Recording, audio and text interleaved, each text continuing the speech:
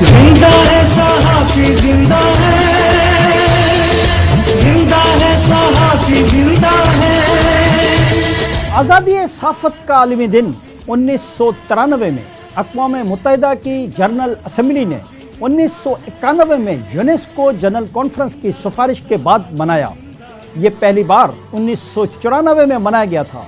اس دن کے منانے کا مقصد آزادی صحافت کی اہمیت کے حوالے سے دنیا بھر میں شعور اجاگر کرنا اور انہیں خراج عقیدت پیش کرنا ہے، ان صحافیوں کے لیے جو فرض کی ادائیگی میں اپنی جان کی بازی ہار بیٹھتے ہیں۔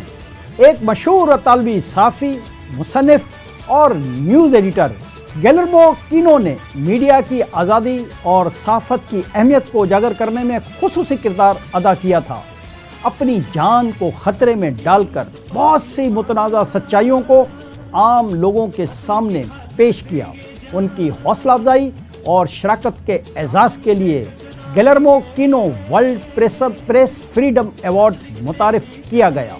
Pakistan Federal Union of Journalist بھی International Federation Union of Journalist کے ساتھ مل کر 146 ممالک میں اس دن کو ہر سال مناتی ہے، اور اس کا بنیادی مقصد یہ ہے کہ ہم پاکستان میں ایک آزاد اور خود مختار میڈیا دیکھنا چاہتے ہیں۔ زندہ ہے صحافی زندہ ہے،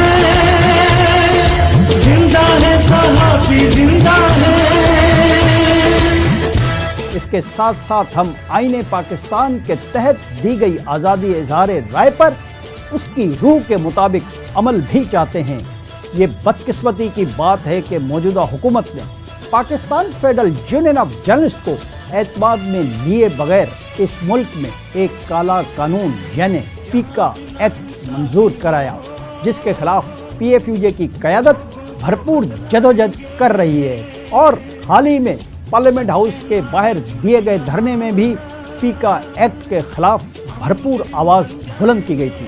پاکستان کی پوری صحافی برادری یقیناً اس پیکا ایکٹ کے خاتمے تک اپنی جدوجہد جاری رکھے گی۔